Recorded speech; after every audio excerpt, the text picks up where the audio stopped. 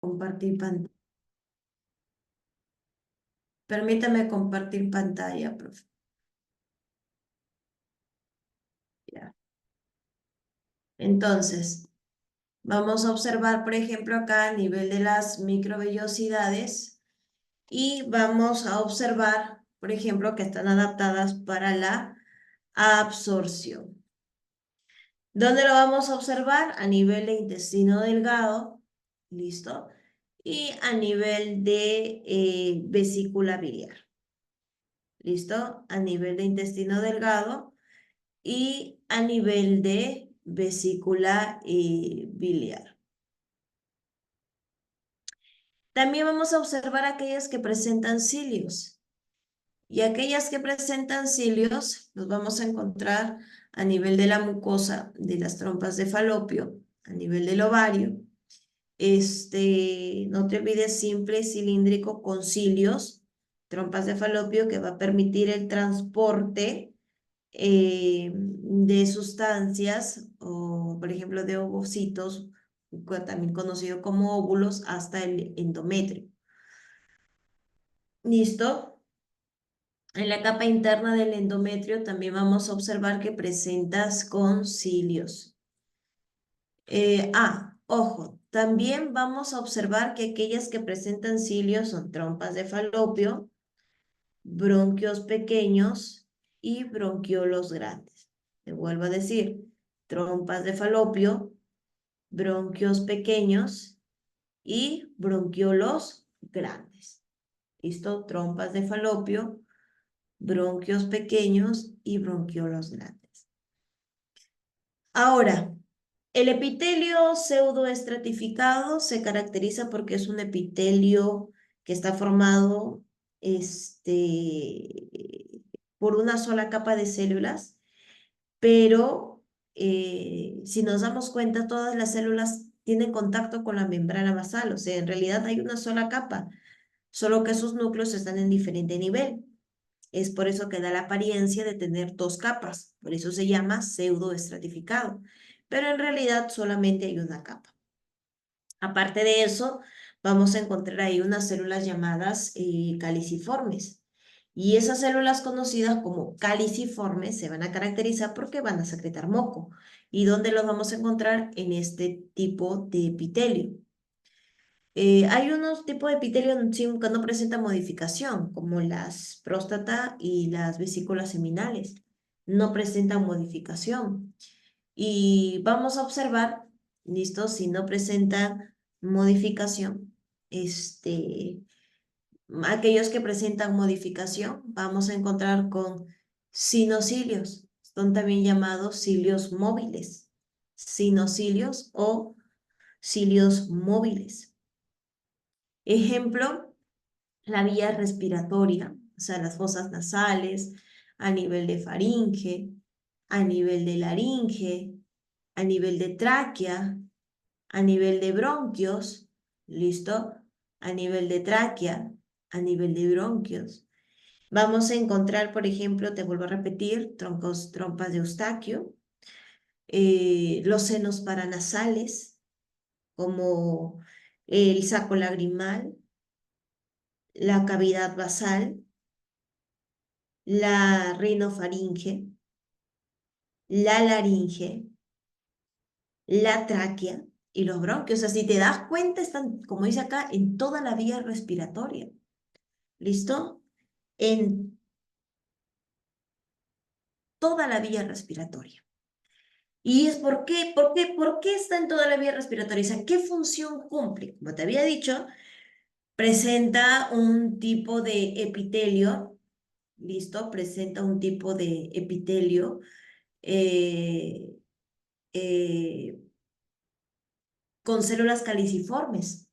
O sea que va a capturar captura todos los, no sé cómo se dice, todas las partículas de polvo que pueden ingresar a nuestro organismo. Y después de eso, una vez que ingresan todas las partículas de polvo que ingresan a nuestro organismo, se va a ser fagocitado. O sea, tú sabes que la parte respiratoria es una vía de ingreso principal para cualquier tipo de patógeno, una vía de ingreso directa desde el exterior hacia nuestros pulmones. Es por eso que desde nuestra nariz, de nuestros pelitos que se llenan de moco y capturan las partículas de polvo, ahí tenemos nuestro principal medio de defensa. Hasta nuestro alveolo. En nuestro alveolo vamos a tener, por ejemplo, también estructuras conocidas como macrófagos alveolares, que si por ahí llegase a llegar un patógeno para partícula de polvo, simplemente se va a fagocitar. Vamos a observar que está modificado con cilios, listo, modificado con cilios. Ahí está. Modificado con cilios. Ahí está, con cilios también, con sinocilios, cilios móviles. Y los otros son con estereocilios, o sea, cilios inmóviles. ¿Y dónde vamos a encontrar? A nivel de epidídimo también y a nivel de conducto deferente. No te olvides, a nivel de epidídimo y a nivel de conducto deferente. Te vuelvo a repetir, a nivel de epidídimo y a nivel de conducto deferente. También observamos a nivel del epitelio estratificado, o sea, ¿por qué se denomina estratificado ya? Porque presenta dos capas, dos capas. Y vamos a observar que está formado por dos capas de células y se localiza en zonas donde hay fricción, zonas donde hay rozamiento. Y son más resistentes al uso, pero no son eficaces para el intercambio de sustancias, absorción, secreción, nada de eso.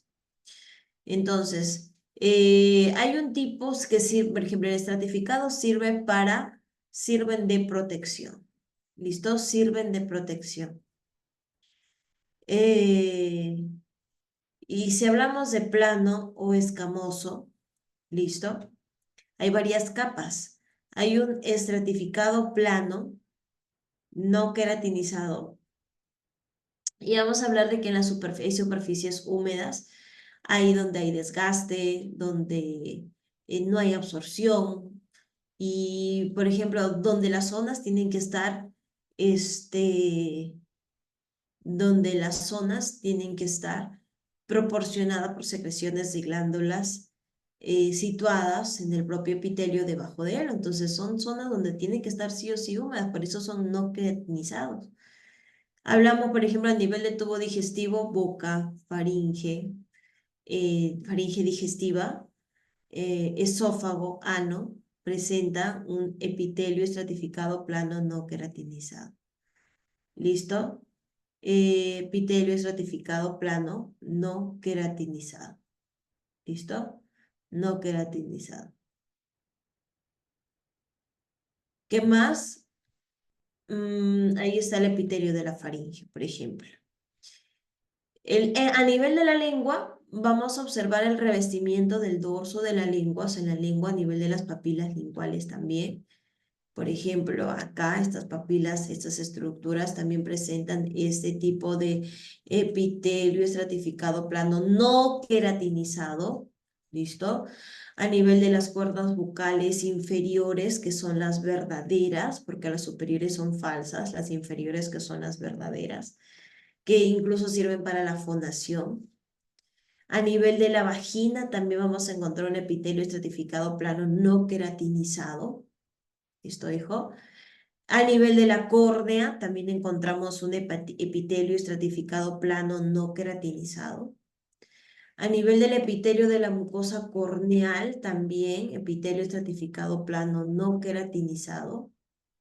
A nivel del tímpano, listo, toda esta cara externa del tímpano, epitelio plano no queratinizado. Mientras que el epitelio estratificado plano queratinizado son células que son más superficiales, hijo, y que van a ser células que son consideradas células muertas. ¿Listo? Células muertas que van a constituir verdaderas escamas de queratina. ¿Listo? Células muertas que constituyen verdaderas escamas de queratina. Vamos a encontrar, por ejemplo, a nivel de epidermis, ¿listo? A nivel de epidermis, donde hay protección, donde hay más queratina en zonas con mayor desgaste, palmas y plantas, o sea, hay dificultad y hay pérdida de agua. Hablamos de las primeras líneas de defensa para las infecciones y es elástica, o sea, es resistente. ¿Listo? A nivel de epidermis, es elástica, es resistente. Vamos a observar, no te olvides, epitelio estratificado, plano, no queratinizado. En la epidermis hablamos, por ejemplo, de que hay más queratina en zonas con mayor desgaste, hay dificultad, hay pérdida de agua, hablamos de las primeras líneas de defensa para las infecciones, es elástica, es resistente. Vamos a observar el estratificado cúbico, ¿listo? Que son células cúbicas en la capa más superficial del esófago fetal. ¿Listo? El estratificado cúbico de las células más superficiales a nivel del esófago fetal. Esófago fetal. Glándulas sudoríparas, también vamos a encontrar, por ejemplo, ahí en nivel de las glándulas sudoríparas. Vamos a encontrarlo, por ejemplo, ahí está a nivel de glándulas sudoríparas. ¿Listo? Vamos a observar, por ejemplo, a nivel de vamos a observar, por ejemplo, a nivel de aquí, por ejemplo, a nivel de las células espermáticas, también a nivel de las células germinativas femeninas, epitelio estratificado cilíndrico, ¿listo? Vamos a observarlo, por ejemplo, que son células cilíndricas que van a estar en las capas más superficiales, o sea, en las zonas húmedas. Y vamos a observar, por ejemplo, a nivel de la conjuntiva ocular, número 1. Ahí encontramos, mira, a nivel de la conjuntiva ocular. A nivel de la uretra peniana y o esponjosa. ¿Listo? A nivel de los conductos secretores de algunas glándulas, por ejemplo, como las glándulas salivales y los conductos galactóforos. Entonces, glándulas salivales y conductos galactóforos. También hay epitelios conocidos como epitelios especiales, o sea, epitelios polimorfos, epitelios de transición, epitelios con varias capas. Por ejemplo, observamos epitelios con varias capas que son células más superficiales, células que varían de acuerdo al grado de distensión. O sea, son células voluminosas en sí. Y células que se contraen, se estiran. Por ejemplo, mira, una vejiga vacía y una vejiga llena. ¿Qué? ¿Ha aumentado el número de células? No, las células se han extendido. ¿Listo? Se han extendido. ¿Quiénes presentan ese tipo de epitelio polimorfo? Las cálices, la pelvis renal, el uréter, la vejiga, la uretra prostática, o sea, es impermeable, son zonas impermeables al agua, porque tiene más de una capa. Ahí están, por ejemplo, el epitelio de transición, no te olvides, a nivel de uretras, uréteres, listo. Los epitelios de transición o la transición de epitelios son zonas en donde van a tener ambos tipos de epitelio. Por ejemplo, acá es un cardias. El cardias tiene comparte el poliestratificado plano no queratinizado y el monoestratificado cilíndrico. El poliestratificado plano no queratinizado y el monoestratificado cilíndrico. O sea, se comparte ambas. Ambas se comparten. ¿Listo?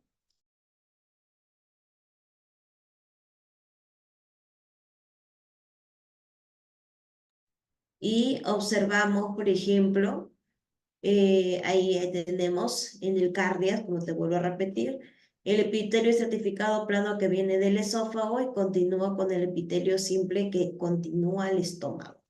Esófago y estómago, ambos tienen diferentes tipos de epitelio y ambos se comparten a nivel del cardias. La cervix también, por ejemplo, la cervix, la ectocervix y la endocervix. Cada uno tiene diferente tipo de epitelio. Cada uno tiene diferente tipo de epitelio. Epitelio. ¿Listo? Epitelio.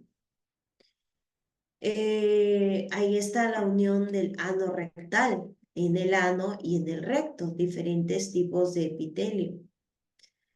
Entonces, llevamos, por ejemplo, un tipo de repaso, hijo, que es un epitelio simple plano, las células planas, donde la altura es menor que el ancho. Encontramos simple plano, por ejemplo, a nivel de dónde, a nivel del alveolo pulmonar, a nivel de la membrana alveolar, a nivel de la pleura, a nivel del pericardio, a nivel de la hoja parietal de la cápsula de Bowman, a nivel de el endocardio. El epitelio simple cúbico también lo vamos a encontrar, por ejemplo, a nivel del epitelio germinal del ovario. ¿Listo? A nivel del epitelio germinal del ovario.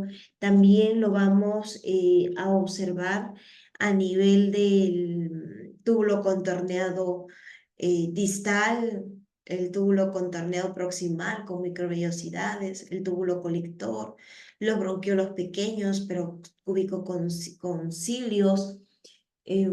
Vamos a observar al folículo tiroideo con microvellosidades, al túbulo colector del primer orden. El simple cilíndrico, por ejemplo, lo vamos a encontrar a nivel de estómago, intestino grueso, conducto de Wilson, conducto de Santorini, el túbulo colector de segundo orden. Esos son los cilíndricos sin modificación. Con modificación, intestino delgado, vesícula biliar, concilios, trompas de falopio, bronquiolos pequeños, bronquiolos grandes. Ahora un plano poliestratificado plano se va a caracterizar porque va a presentar, por ejemplo, el no queratinizado y el queratinizado. El no queratinizado está en la boca, en la lengua, en la orofaringe, en el esófago, en el conducto anal y en la vagina, en la córnea, en el tímpano, mientras que el queratinizado está en la piel. El epitelio estratificado cúbico, ¿dónde está? En el esófago fetal, por ejemplo, las glándulas sudoríparas, o en el conducto de las glándulas sudoríparas. ¿Listo? Con flagelos presenta a nivel de los túbulos seminíferos. A nivel del epitelio estratificado cilíndrico, por ejemplo, ¿dónde lo vamos a encontrar? A nivel de la conjuntiva ocular, a nivel de la uretra peniana, a nivel del conducto secretor, a nivel de las glándulas salivales o conductos galactóforos. Ahí no te olvides, mira cómo lo tenemos: simple, plano, escamoso, cuboidal, cilíndrico, es el pseudoestratificado. Estratificado plano, queratinizado, no queratinizado, cuboidal, cilíndrico, transicional, relajado y distendido. ¿Listo? Entonces, hijo, esto, espérate, nos falta, ahorita voy a compartirte, porque nos falta trabajar el, espérate, acá lo tengo, el simple, listo, material. El simple, la glándula excretora. Listo, la excretora. Entonces, espérate, ahí está, la glándula excretora. Ya, muy bien. Entonces, aquí vamos a tener, por ejemplo, el epitelio glandular o secretor. Vamos a hablar de dos tipos de epitelio. Vamos a hablar del epitelio, la glándula exocrina y la glándula endocrina. ¿Listo? Entonces, la glándula exocrina se va a caracterizar porque secretan productos o conductos, o sea, con productos. Y va a tener dos partes. Esta glándula exocrina se va a dividir en dos partes, o sea, en dos porciones. ¿Cuáles son esas dos porciones? ¿Cuáles son esas dos porciones? vienen a ser, por ejemplo, una estructura, un conducto excretor y un adenómero, no te olvides de eso. Un conducto excretor y un adenómero, es el conducto excretor, entonces ambos forman su parénquima, ¿listo? ¿Qué secreciones se va a formar? Moco, sudor, sebo, cera, enzimas digestivas. La clasificación de las glándulas exocrinas son de acuerdo al alveolo, a la estructura alveolar o acinar, tubular y tubulo-alveolar. Por ejemplo, la estructura alveolar, cuando su porción secretora es una forma más redondeada, en forma de matraz, por ejemplo, las glándulas sebáceas, las glándulas sublinguales, las glándulas submaxilares, las glándulas del Littré. La estructura tubular, ejemplo, las glándulas mucosas, las glándulas intestinales o criptas del Lieberkühn, las glándulas endometriales del útero, las glándulas sudoríparas de la piel, las glándulas o el túbulo alveolar.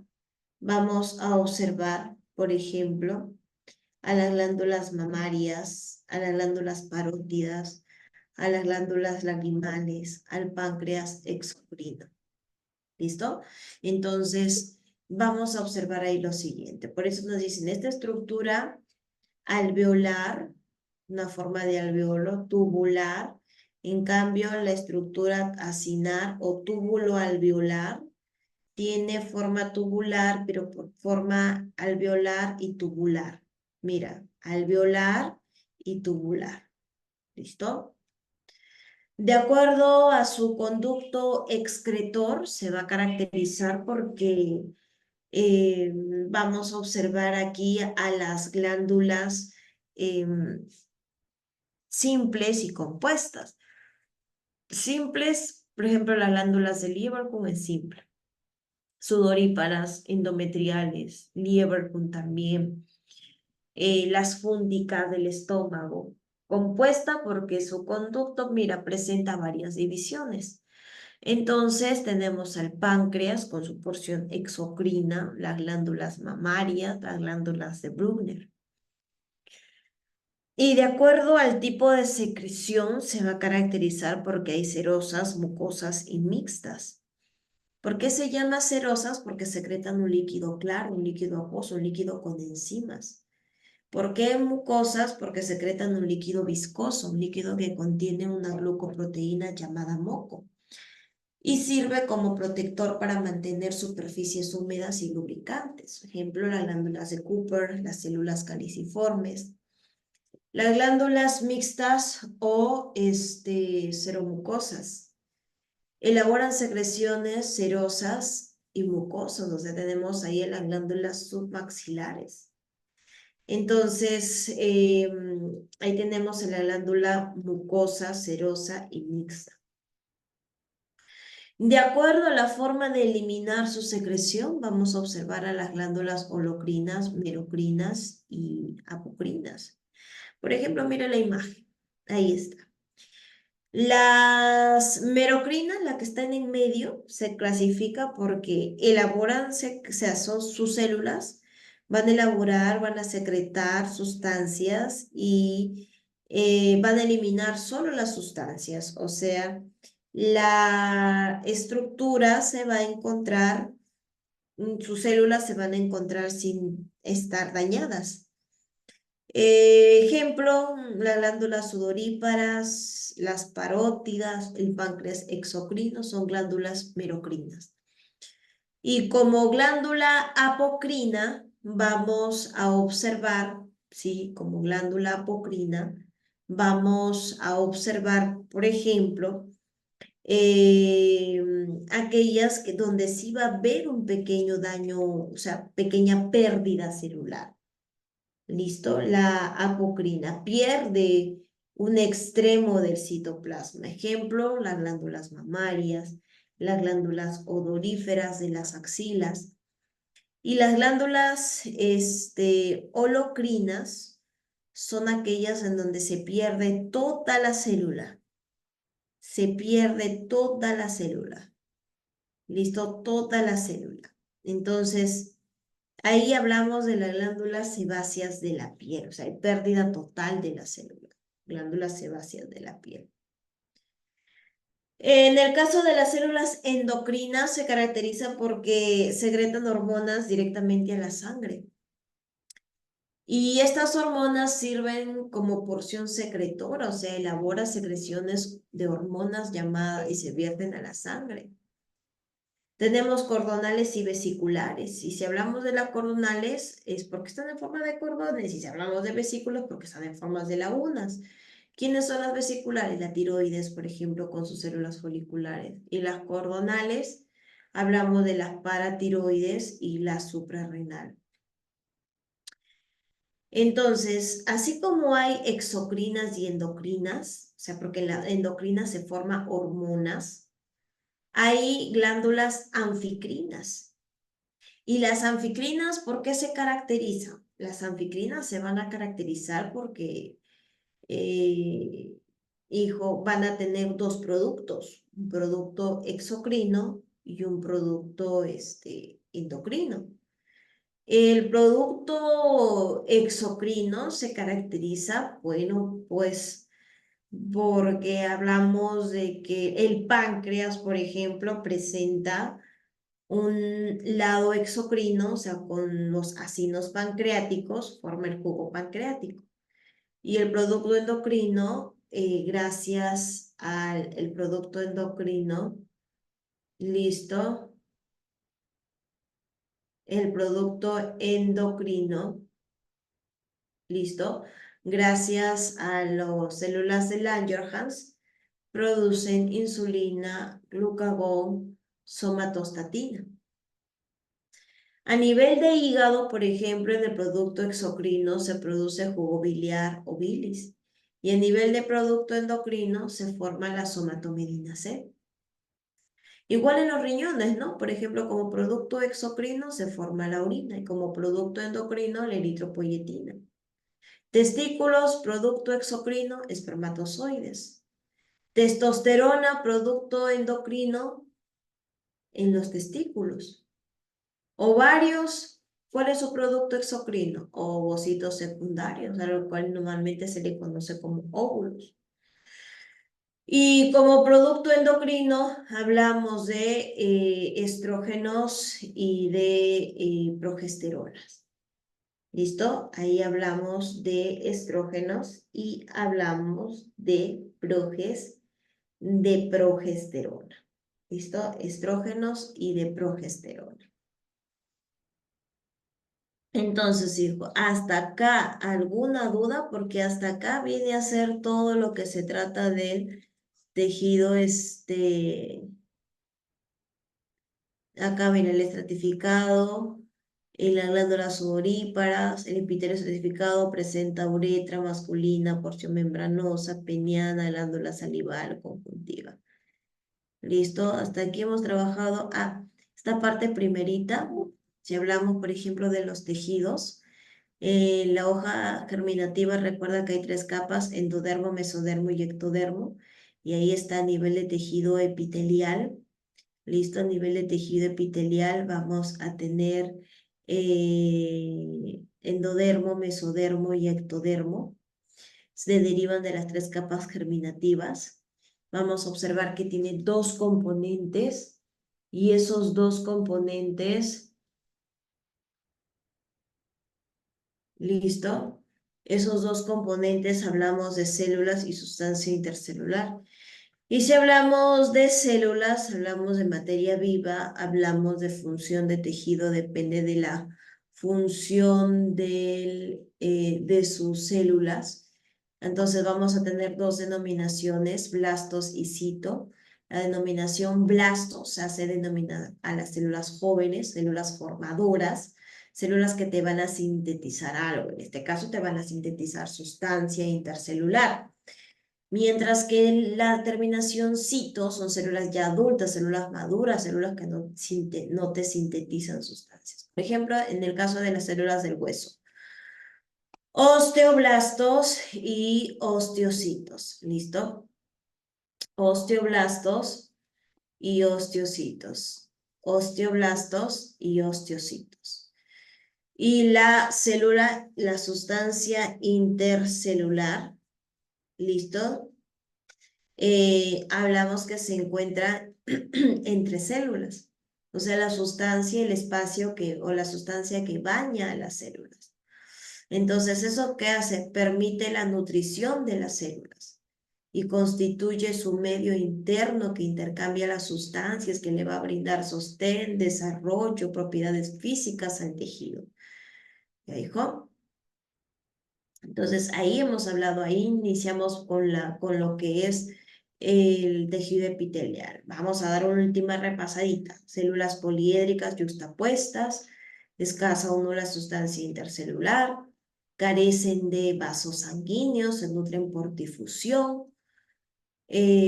¿Por qué se nutren por difusión? Porque aquí tenemos células epiteliales, membrana basal y tejido conectivo. Y el tejido conectivo sí presenta vasos sanguíneos y por nivel de la membrana pasan los nutrientes del tejido conectivo al tejido epitelial.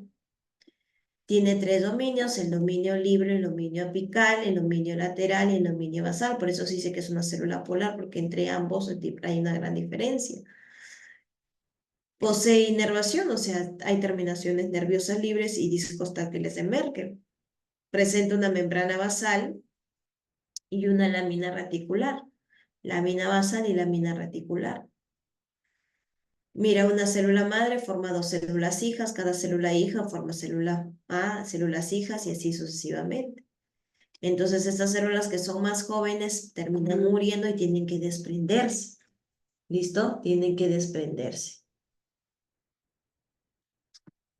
¿Listo?